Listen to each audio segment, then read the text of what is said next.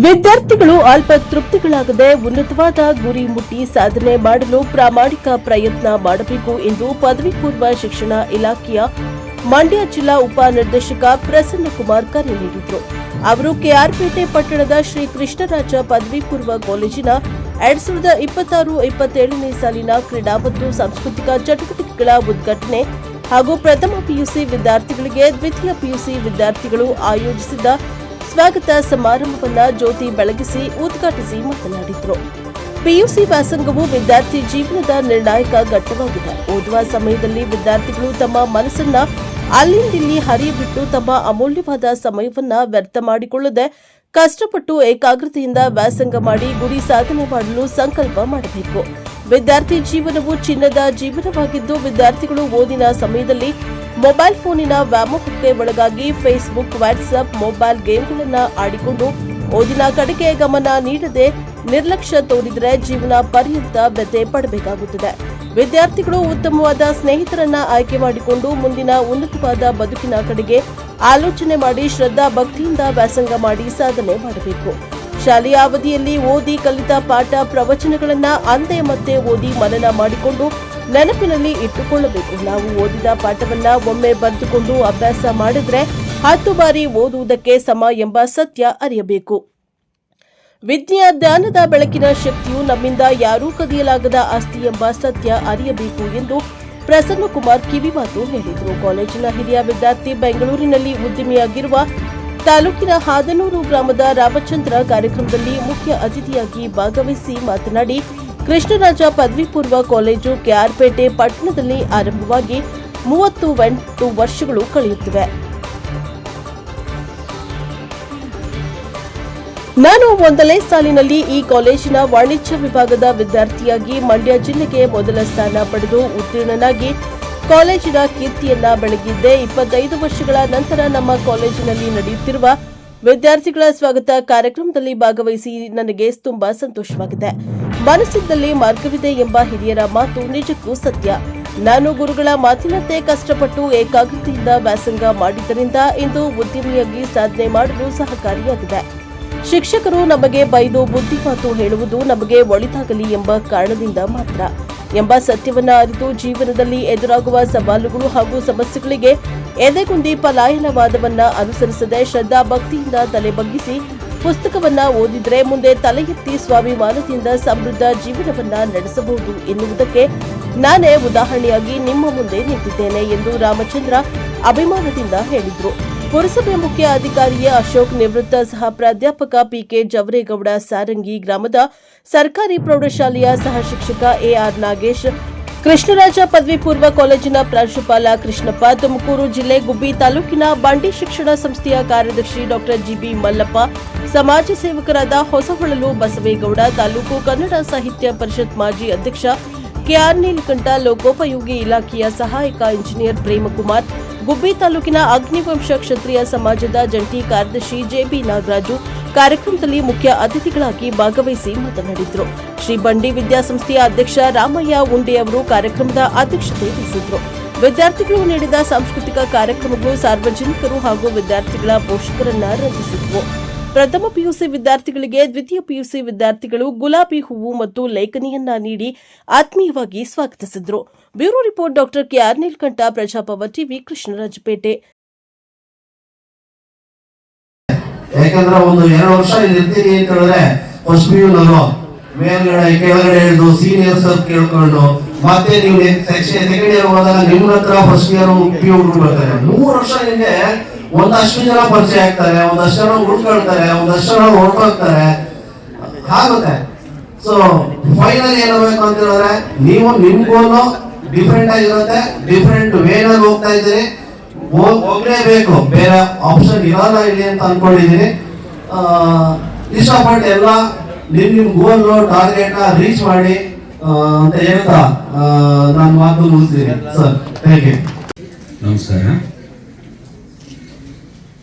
ಶ್ರೀ ಬಂಡಿ ವಿದ್ಯಾಸಂಸ್ಥೆ, ಶ್ರೀ ಕೃಷ್ಣರಾಜ ಪದವಿ ಪೂರ್ವ ಕಾಲೇಜು, ಕೆಆರ್ಪೇಟೆ, ಮಂಡ್ಯ ಜಿಲ್ಲೆ. ಈ ಒಂದು ಕಾಲೇಜಿನಲ್ಲಿ 2026-27ನೇ ಸಾಲಿನ ಕ್ರೀಡಾ ಮತ್ತು ಸಾಂಸ್ಕೃತಿಕ ಚಟುವಟಿಕೆಗಳ ಉದ್ಘಾಟನೆ ಹಾಗೂ ಪ್ರಥಮ PUC ವಿದ್ಯಾರ್ಥಿಗಳಿಗೆ ದ್ವಿತೀಯ PUC ವಿದ್ಯಾರ್ಥಿಗಳಿಂದ ಸ್ವಾಗತ ಸಮಾರಂಭವನ್ನು ಇವತ್ತು ಹಮ್ಮಿಕೊಂಡಿರ್ತಕ್ಕಂಥದ್ದು ತಮಗೆಲ್ಲ ತಿಳಿದಿದೆ. ಈ ಒಂದು ಕಾರ್ಯಕ್ರಮದ ಅಧ್ಯಕ್ಷತೆಯನ್ನು ವಹಿಸಿಕೊಂಡಿರ್ತಕ್ಕಂಥ ಶ್ರೀ ರಾಮಯ್ಯ ಉಂಡೇರವರೇ, ಹಾಗೆ ನಿವೃತ್ತ ಸಹ ಪ್ರಾಧ್ಯಾಪಕರಾಗಿರ್ತಕ್ಕಂಥ ಶ್ರೀ ಜವರೇಗೌಡರೇ, ಈ ಸಂಸ್ಥೆಯ ಸಂಸ್ಥಾಪಕರಾಗಿರ್ತಕ್ಕಂಥ ಶ್ರೀ BG ಮಲ್ಲಪ್ಪನವರೇ, ಆಡಳಿತಾಧಿಕಾರಿಗಳಾಗಿರ್ತಕ್ಕಂಥ ಶ್ರೀ SP ಲೋಕೇಶ್ ಅವರೇ, ಬೆಂಗಳೂರಿನಲ್ಲಿ ಉದ್ಯಮಿಯಾಗಿರ್ತಕ್ಕಂಥ ಹಿರಿಯ ವಿದ್ಯಾರ್ಥಿಯಾಗಿರ್ತಕ್ಕಂಥ ಶ್ರೀ ರಾಮಚಂದ್ರ HS ಅವರೇ, ಕಾರ್ಯಕ್ರಮವನ್ನು ನಾವು ಇವತ್ತು ಉದ್ಘಾಟನೆ ಮಾಡಿದ್ದೀವಿ. ತುಂಬಾ ಸಂತೋಷದಿಂದ ಉದ್ಘಾಟನೆ ಮಾಡಿದ್ದೀವಿ. ಒಂದು ಕಾರ್ಯಕ್ರಮವನ್ನು ಬರೀ ಉದ್ಘಾಟನೆ ಮಾಡೋದಾಗಬಾರ್ದು. ಎಲ್ಲ ಕಾಲೇಜುಗಳಲ್ಲೂ ಪ್ರತಿ ವರ್ಷ ಸ್ಟಾರ್ಟಿಂಗ್ ನಲ್ಲಿ ವೆಲ್ಕಮ್ ಮಾಡ್ಕೊಂತೀರಾ, ವಿವಿಧ ಕಾರ್ಯಚಟುವಟಿಕೆಗಳ ಉದ್ಘಾಟನೆ ಮಾಡ್ತೀರಾ, ಕೊನೆಯಲ್ಲಿ ವರ್ಷದಲ್ಲಿ ಸೆಕೆಂಡ್ PUC ವಿದ್ಯಾರ್ಥಿಗಳಿಗೆ ಬೀಳ್ಕೊಡುಗೆ ಮಾಡಿಕೊಡ್ತೀರಾ. ಕಾಲೇಜಿನ ಬಗ್ಗೆ ನಾವು ಎಲ್ಲ ವಿಷಯಗಳನ್ನ ತಿಳಿಸ್ಕೊಡೋದು ಅಂತ ಸ್ವಾಗತ ಮಾಡ್ಕೊಂಡಿದ್ದೀವಿ. ಅಂದ್ರೆ ಇಲ್ಲಿ ಚೆನ್ನಾಗಿದೆ, ಪಾಠ ಪ್ರವಚನ ಚೆನ್ನಾಗಿ ನಡೀತವೆ, ಉತ್ತಮ ಉಪನ್ಯಾಸಕ ವರ್ಗ ಇದೆ, ಆಡಳಿತ ಮಂಡಳಿಯವರು ನಿಮಗೆಲ್ಲ ಸಹಕಾರ ಮಾಡ್ತಾರೆ ಅಂತ ಅವ್ರನ್ನ ಭಯ ಬೀಳದ ರೀತಿಯಲ್ಲಿ ಕಾಲೇಜ್ ಕಡೆ ಎಳ್ಕೊಂಡು ಪಾಠವನ್ನ ಮಾಡ್ತಕ್ಕಂಥದ್ದೇ ಈ ಒಂದು ಸ್ವಾಗತ ಸಮಾರಂಭದ ಉದ್ದೇಶ. ಹಾಗೇನೆ ಕೊನೆಯಲ್ಲಿ ನೀವು ಬೀಳ್ಕೊಡುಗೆ ಮಾಡ್ತೀರಾ, ಅವ್ರನ್ನ ಮುಂದಿನ ಒಳ್ಳೇದಾಗ್ಲಪ್ಪ ಸೆಕೆಂಡ್ PUC ಚೆನ್ನಾಗಿ ವಿದ್ಯಾರ್ಥಿಗಳ ಆದ್ಯ ಜವಾಬ್ದಾರಿನೂ ಹೌದು. ಹಾಗೇನೆ ಈ ಕಾರ್ಯಕ್ರಮಗಳ ವಿವಿಧ ಕಾರ್ಯಕ್ರಮಗಳು, ಕ್ರೀಡೆ, ಸಾಂಸ್ಕೃತಿಕ, ಈಕೋ ಕ್ಲಬ್, ಇವೆಲ್ಲ ಸಂಘಟನೆಗಳಿದಾವಲ್ಲ ತಮ್ಮ ಕಾಲೇಜಿನಲ್ಲಿ, ಅವುಗಳ ಉದ್ಘಾಟನೆಯೂ ಈಗ ಆಗಿದೆ. ಈ ಉದ್ಘಾಟನೆ ಆಗಿದೆ ಅಂದ್ರೆ ನೀವೇನ್ ಮಾಡಬೇಕು, ಪಠ್ಯವನ್ನ ಓದೋದ್ರ ಜೊತೆಗೆ ಪಠ್ಯೇತರ ಚಟುವಟಿಕೆಗಳಲ್ಲೂ ತಾವೆಲ್ಲರೂ ಪಾಲ್ಗೊಳ್ಳಬೇಕು ಅಂತ ಅರ್ಥ. ನಿಮ್ಮ ಮಾನಸಿಕ ಮತ್ತು ಬೌದ್ಧಿಕ ಬುದ್ಧಿಮಟ್ಟ ಹೆಚ್ಚಾಗಬೇಕು ಅಂದ್ರೆ ಪಠ್ಯೇತರ ಚಟುವಟಿಕೆಗಳು, ಕ್ರೀಡೆ ಇರ್ಬೋದು, ಕಲ್ಚರಲ್ ಆಕ್ಟಿವಿಟೀಸ್ ಇರ್ಬೋದು, ಇಂಥ ಎಲ್ಲ ಕಾರ್ಯಕ್ರಮಗಳಲ್ಲಿ ತಾವು ಪಾಲ್ಗೊಳ್ಳಬೇಕು. ನಿಮ್ಮ ಮನಸ್ಸಿನಲ್ಲಿ ಅನೇಕ ಪ್ರತಿಭೆಗಳು ಸುಪ್ತವಾಗಿ ಅಡಿಬಿಟ್ಟಿರ್ತವೆ, ಒಳಗಿರ್ತವೆ. ಅವನ್ನ ಆಚೆ ಕೆಳಕೊಂಡ್ಬರ್ತಕ್ಕಂಥ ಒಂದು ಪ್ರಯತ್ನ, ನಿನ್ನಲ್ಲಿ ಒಂದು ಕಲೆ ಇರುತ್ತೆ, ಹಾಡಾಡ್ತಕ್ಕಂಥದ್ದು, ಜನಪದ ಸಂಗೀತ ಇರುತ್ತೆ, ಅಂತವೆಲ್ಲ ಮನೆಯಲ್ಲೇ ಆಡ್ತಾ ಇರ್ತೀರ ತಮ್ಮಟ್ಟೆ ತಾವೇ ಒಬ್ಬರೇ ಇದ್ದಾಗ. ಅಂತ ಒಳಗಿರ್ತಕ್ಕಂಥ ಅಡಗಿರ್ತಕ್ಕಂಥ ಶಕ್ತಿಯನ್ನ ಈ ಕಾಲೇಜಿನ ಇಂಥ ಅವಕಾಶಗಳ ಮೂಲಕ ಕೊಡ್ತಕ್ಕಂಥದ್ದು ಒಂದು ವಾತಾವರಣವನ್ನು ಕಲ್ಪಿಸುವುದೇ ಇಂಥ ಒಂದು ಕ್ರೀಡಾ ಮತ್ತು ಸಾಂಸ್ಕೃತಿಕ ಚಟುವಟಿಕೆಗಳ ಉದ್ದೇಶ ಆಗಿದೆ. ಈ ಕೆಲಸವನ್ನ ತಾವು ಇಲ್ಲಿಂದ ಚಾಲೂ ಮಾಡಬೇಕು. ಓದೋದ್ರ ಜೊತೆಗೆ ಓದನ್ನ ಬಿಟ್ಟು ಬೇರೆ ರೀತಿಯಲ್ಲಿ ಕ್ರೀಡೆನಲ್ಲೂ ಪಾಲ್ಗೊಳ್ತಕ್ಕಂಥದ್ದು, ಕಲ್ಚರಲ್ ಆಕ್ಟಿವಿಟೀಸ್ ಎಲ್ಲ ಪಾಲ್ಗೊಳ್ತಕ್ಕಂಥದ್ದು, ಅದು ಸಹ ನಿಮ್ಮ ಕರ್ತವ್ಯನೇ ಹೌದು. ಇದನ್ನ ಬಿಟ್ಟು ನಾನು ನಂತರದಲ್ಲಿ ಕೆಲವು ಅಂಶಗಳನ್ನ ತಮ್ಮ ಗಮನಕ್ಕೆ ತರಲಿಕ್ಕೆ ಇಷ್ಟಪಡ್ತೀನಿ. ಈಗ ವಿದ್ಯಾರ್ಥಿಗಳಿಗೆ ಕಾಲೇಜಿಗೆ ಬಂದಾಯ್ತು, ಓದ್ತಾ ಇರ್ತೀರಾ, ಎಕ್ಸಾಮ್ ಹತ್ರ ಬಂದಾಗ ಓದ್ತೀರಾ, ಹಾಗಾಗಬಾರ್ದು. ಪ್ರತಿದಿನ ಇದು ಅಭ್ಯಾಸ ನಿರಂತರವಾಗಿರಬೇಕು. It is a continuous process. December ಜನವರಿ ತಗೊಂಡು 2 ತಿಂಗಳಲ್ಲಿ ಪಾಠವನ್ನು ಓದಿ ಮುಗಿಸೋದಾಗಬಾರ್ದು ವಿದ್ಯಾರ್ಥಿಗಳು. ಮತ್ತೆ ಹೇಗೆ, ಅದಕ್ಕೆ ಇಲಾಖೆನೇ LBA ಅಂತ ಮಾಡಿಬಿಟ್ಟಿದೆ ಈಗ, ಲೆಸನ್ ಬೇಸ್ಡ್ ಅಸೆಸ್ಮೆಂಟ್ ಅಂತ. ಪ್ರತಿ ತಿಂಗಳು ಒಂದೊಂದು LBA ನಿಮಗೆ ನಡೀತದೆ. ಈಗ ಜೂನಿಂದ ಲೆಕ್ಕ, ಈ ಜುಲೈ ಲೆಕ್ಕ, 2 ರಿಂದ 3 LBA ಲೆಸನ್ ಬೇಸ್ಡ್ ಅಸೆಸ್ಮೆಂಟ್ ಅನ್ನ ನಿಮಗೆ ಪ್ರತಿ ವಿಷಯದಲ್ಲೂ ಮಾಡ್ತಾರೆ. ಒಂದು ಚಾಪ್ಟರ್ ಆದ ತಕ್ಷಣ 30 ಮಾರ್ಕ್ಗೆ ಆ ಚಾಪ್ಟರ್ ಅಲ್ಲಿ ಕ್ವಶನ್ಸ್ ಅನ್ನ ಕೇಳ್ತಕ್ಕಂಥದ್ದು ರೈಟಿಂಗ್ ಅಲ್ಲಿ, ಅದನ್ನ ನೀವು ಬರೀಬೇಕು. ಆ 30 ಮಾರ್ಕ್ ಅಲ್ಲಿ ಹೇಗಿರುತ್ತೆ ಅಂದ್ರೆ 10 ಮಾರ್ಕು ಮಲ್ಟಿಪಲ್ ಚಾಯ್ಸ್ ಕ್ವಶನ್ಸ್ ಇರುತ್ತೆ. ಅಂದ್ರೆ 4 ABCD ಅಂತ ಆನ್ಸರ್ಸ್ ಅನ್ನ ಕೊಟ್ಟು ಒಂದನ್ನು ಟಿಕ್ ಮಾಡೋಂಥದ್ದು ಇರಲೇಬೇಕು. 20 ಅಂಕಗಳಿಗೆ ನೀವು ಡಿಸ್ಕ್ರಿಪ್ಟಿವ್ ಆನ್ಸರ್ಸ್ ಬರೀತಕ್ಕಂಥದ್ದು. ಇದನ್ನು ಸಹ ಸ್ಯಾಟ್ಸ್ ಅಲ್ಲಿ ಎಂಟ್ರಿ ಆಗುತ್ತೆ. ಇದನ್ನೆಲ್ಲ ಗಮನಿಸಬೇಕು ನೀವು. ಅವರು ಮಾಡುವಂತಹ ಕೆಲಸದಲ್ಲಿ ಅವರ ಶಿಸ್ತು ಅನ್ನತಕ್ಕಂಥದ್ದು ಏನಿದೆ, ಅವರು ಹೀಗೆ ಮಾಡಬೇಕು ಅನ್ನತಕ್ಕಂಥದ್ದು, ಅವರಿಗೆ ಆತ್ಮವಿಶ್ವಾಸ ಅನ್ನತಕ್ಕಂಥದ್ದು ಏನಿದೆ, ಸೆಲ್ಫ್ ಕಾನ್ಫಿಡೆನ್ಸ್ ಅನ್ನತಕ್ಕಂಥದ್ದು ಇಟ್ಕೊಂಡು ಈ ವೇದಿಕೆಯನ್ನು ಮಾಡಿದ್ದಾರೆ. ಸಾದಿಕ್ ಸರ್ ಅವರಿಗೆ ಎಲ್ಲರ ಪರವಾಗಿ ನಾನು ಧನ್ಯವಾದಗಳನ್ನು ಹೇಳಲಿಕ್ಕೆ ಇಷ್ಟಪಡ್ತೀನಿ. ಯಾಕೆ ಅಂತ ಹೇಳಿದ್ರೆ ಇದನ್ನ ತಿಳ್ಕೊಳ್ಬೇಕು. ಅವ್ರು ಇದನ್ನ ಮಾಡಬೇಕಾದ್ರೆ ಶಿಸ್ತುಬದ್ಧವಾಗಿ ಮಾಡಿದ್ದಾರೆ. ಆ ಶಿಸ್ತು ಅನ್ನತಕ್ಕಂಥದ್ದು ಎಲ್ಲರಿಗೂ ಕೂಡ ನೀಟಾಗಿ ಕಾಣಲಿಕ್ಕೆ ಸಾಧ್ಯ ಇದೆ. ಮತ್ತೆ ಸೆಲ್ಫ್ ಕಾನ್ಫಿಡೆನ್ಸ್, ಆತ್ಮವಿಶ್ವಾಸವನ್ನೇ ಇಟ್ಕೊಂಡು ಮಾಡಿದ್ದಾರೆ. ಆ ಆತ್ಮವಿಶ್ವಾಸ ಅದು ನಮಗೆ ಕಣ್ಣಿಗೆ ಅಂದವಾಗಿ ಕಾಣುತ್ತೆ. ಯಾವಾಗ ಅಂದವಾಗಿ ಕಾಣುತ್ತೋ ನೋಡಿ, ಶಿಸ್ತು ಅವರ ಆತ್ಮವಿಶ್ವಾಸ ಅವರ ಮೌಲ್ಯವನ್ನೇ ಹೆಚ್ಚುತ್ತೆ. ಮೌಲ್ಯ ಅನ್ನತಕ್ಕಂಥದ್ದು ಹೆಚ್ಚುತ್ತೆ. ಹಾಗಾಗಿ ಸಾಧಿಕರವನ್ನ ಪ್ರತಿ ಸಾರಿಯೂ ಕೂಡ ಗುರುತಿಸಿ ಅವರೇ ಇರಬೇಕು ಅನ್ನತಕ್ಕಂಥದ್ದು. ಯಾಕೆ ಅಂತ ಹೇಳಿದ್ರೆ ಆ ಮೌಲ್ಯವನ್ನೇ ಹೆಚ್ಚಿಸಿಕೊಂಡಿದ್ದಾರೆ. ಈ ಒಂದು ಶಿಸ್ತು, ಈ ಒಂದು ಆತ್ಮವಿಶ್ವಾಸ, ಸೆಲ್ಫ್ ಕಾನ್ಫಿಡೆನ್ಸ್ ಅನ್ನತಕ್ಕಂಥದ್ದು ಏನಿದೆ, ಮತ್ತೆ ಇದು ಯಶಸ್ಸು ಮೌಲ್ಯವನ್ನ ಏನು ಕಾಪಾಡಿಕೊಂಡಿದೆ, ಇದು ಎಲ್ಲ ವಿದ್ಯಾರ್ಥಿಗಳಲ್ಲಿಯೂ ಕೂಡ ಬರಬೇಕಾಗಿರ್ತಕ್ಕಂಥದ್ದು. ಎಲ್ಲ ವಿದ್ಯಾರ್ಥಿಗಳು ನೀವು ಏನು ಕೆಲಸ ಮಾಡ್ತಿದ್ದೀರೋ ಶಿಸ್ತುಬದ್ಧವಾಗಿ ಇರಬೇಕು.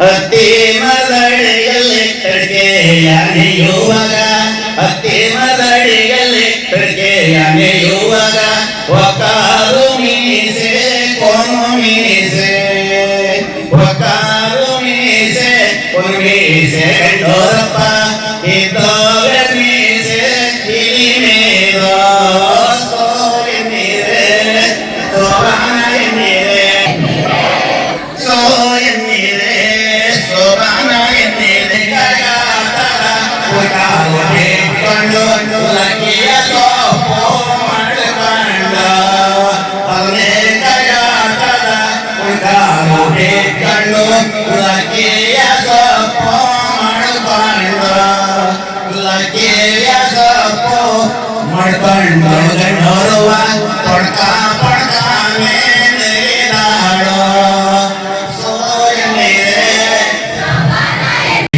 ಹೊರತು ನೀವು ಈ ರೀತಿ ಏನಾದ್ರು ಮಾಡ್ಕೊಂಡಿದ್ದೆ ಆದರೆ ನೀವೇ ಆಗಿರ್ಬೋದು, ಯಾರೇ ಆಗಿರ್ಬೋದು, ಸಂಬಂಧಿಕರಿರ್ಬೋದು, ಸ್ನೇಹಿತರಿರ್ಬೋದು, ಅವರಿಗೆ ಯಾವುದೇ ರೀತಿಯಿಂದ ನೆಲೆ ಅಂತಕ್ಕಂಥದ್ದು ಯಶಸ್ಸನ್ನು ಕಾಣಲಿಕ್ಕೆ ಸಾಧ್ಯತೆ ಇಲ್ಲ.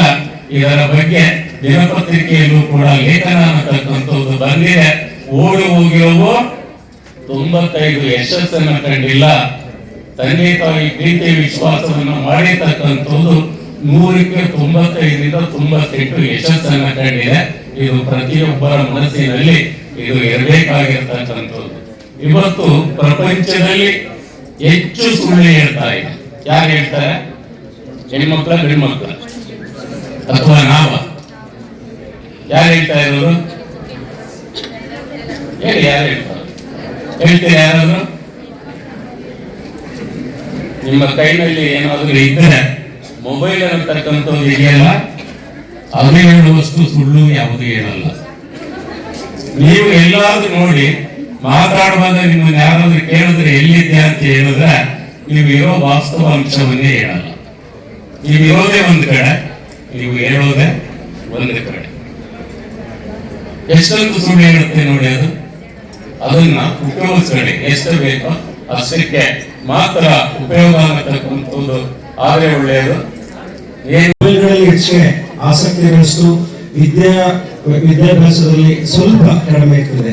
ಆ ಮೊಬೈಲ್ಗಳನ್ನ ಸೈಡ್ಗಿಟ್ಟು ತಾವು ವಿದ್ಯಾರ್ಥಿಗಳಾಗಿ ವಿದ್ಯಾಭ್ಯಾಸದ ಬಗ್ಗೆ ತಾವು ಹೆಚ್ಚಿನ ಆಸಕ್ತಿ ಕೊಟ್ಟರೆ ನೀವು ಕೂಡ ಈಗಿರುವಷ್ಟು ಹೆಣ್ಮಕ್ಳಾಗ್ಬೋದು ಒಂದೊಂದು ಊರಿಗೆ, ಒಂದೊಂದು ತಾಲೂಕಿಗೆ, ಒಂದೊಂದು ಹಳ್ಳಿಗೆ, ಒಂದೊಂದು ಜಿಲ್ಲೆಗೆ, ಒಂದೊಂದು ರಾಜ್ಯಕ್ಕೆ ಮತ್ತೆ ಒಂದೊಂದು ರಾಷ್ಟ್ರಕ್ಕೆ ತಾವು ಕೂಡ ಅಧಿಕಾರಿಗಳಾಗಿ ಸೇವೆಯನ್ನು ಸಲ್ಲಿಸಬಹುದು. ನೀವು ಕೂಡ ಸಾರ್ವಜನಿಕ ಸೇವೆಯನ್ನ ಮಾಡಬಹುದು ಅಂತ ನೀವೆಲ್ಲರಿಗೂ ನಾನು ತುಂಬಾ ಅಚ್ಚುಕಟ್ಟಾಗಿ ಹೇಳ್ತಾ ಒಂದು ವಿಶ್ವಾಸದ ನುಡಿಯನ್ನ ಹೇಳಲು ಇಚ್ಛೆ ಪಡ್ತೇನೆ. ಯಾಕೆಂದ್ರೆ ನಮ್ಮ ವಿದ್ಯಾರ್ಥಿ ದೆಸೆಯಲ್ಲಿ ನಮ್ಮ ಡಿಡಿಪಿ ಅವರು ಹೇಳಿದ್ರು, ಕಪ್ಪೆ ಮತ್ತೆ ಇಲ್ಲಿ ನೋಡಿ ಅದೆಷ್ಟು ಸ್ವಾರಸ್ಯವಾಗಿದೆ.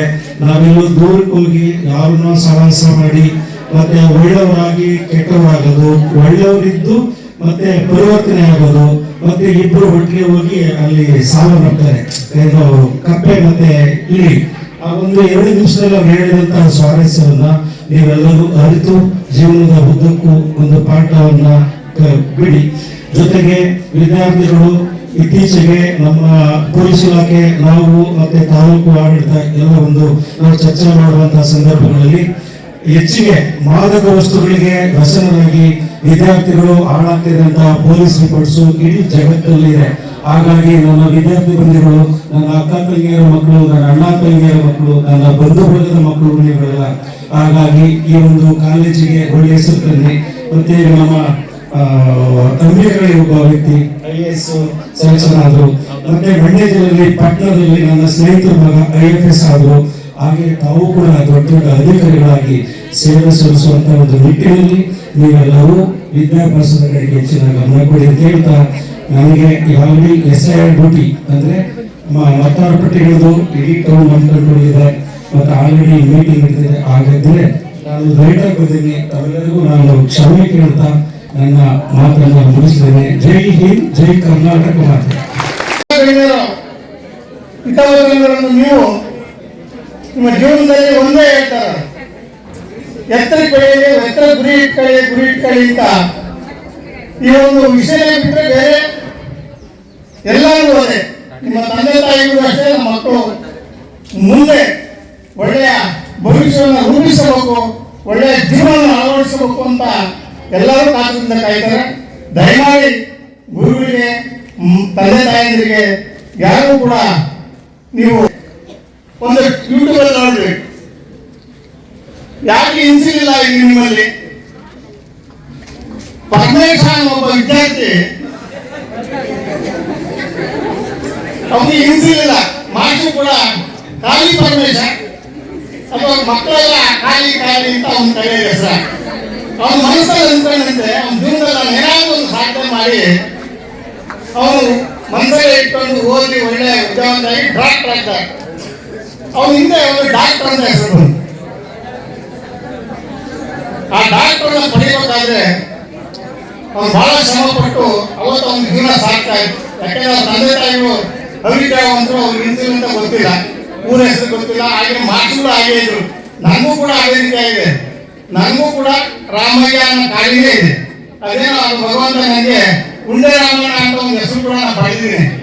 ಅದು ಇತ್ತೀಚೆಗೆ ಅದು ಯಾಕೆಂದ್ರೆ ನಮ್ಮಲ್ಲಿ ನಾನು ನಿಮ್ಮಲ್ಲಿ ಕಳಕಳಿಯಿಂದ ಕೇಳ್ಕೊಳ್ಳೋದಂದ್ರೆ, ನೀವು ಓದುವ ಉತ್ತಮವಾದ ಒಂದು ಓದುವರ ಜೊತೆಗೆ ಮುಂದೆ ನೀವು ನಮ್ಮ ಪತ್ರಕರ್ತರು, ಅದೇ ರೀತಿ ಈ ಮುಂದೆ ಉಪನ್ಯಾಸಕರ, ಡಾಕ್ಟರ, ತಹಸೀಲ್ದಾರ ಅಥವಾ ಬೇರೆ ಬೇರೆ ಮುಂದೆ ನಿಮ್ಮ ಹೆಸರುಗಳ ಜೊತೆ ಇದನ್ನು ಹಾಡು ಮಾಡ್ಕೊಳ್ಳಿ ಅಂತ ಹೇಳ್ತಾ, ನಿಮ್ಮ ಭವಿಷ್ಯ ಉತ್ತಮವಾಗಿ ದೇವರು ನಿಮಗೆ ಒಳ್ಳೇದು ಮಾಡಲಿ. ಹಾಗೆ ಈ ಒಂದು ಕಾಲೇಜಿಗೆ ಒಳ್ಳೆಯ ಹೆಸರು ತಾಮಲ್ಲಿ ಬರ್ತಕ್ಕಂಥ ಮಕ್ಕಳಿಗೆ ನೀವು ಒಂದು ಪ್ರೇರಣೆಯಾಗಿ ಮಕ್ಕಳಿಗೆ ಹೆಚ್ಚು ಹೆಚ್ಚು ಈ ಸ್ಕೂಲ್ಗೆ ಸೇರಿಸಿ ಅಂತ ಹೇಳ್ತಾ ಈ ಕಾರ್ಯಕ್ರಮ ಆಯೋಜನೆ ಮಾಡ್ತಕ್ಕಂಥ ಹಾಗೂ ವಿಶೇಷವಾಗಿ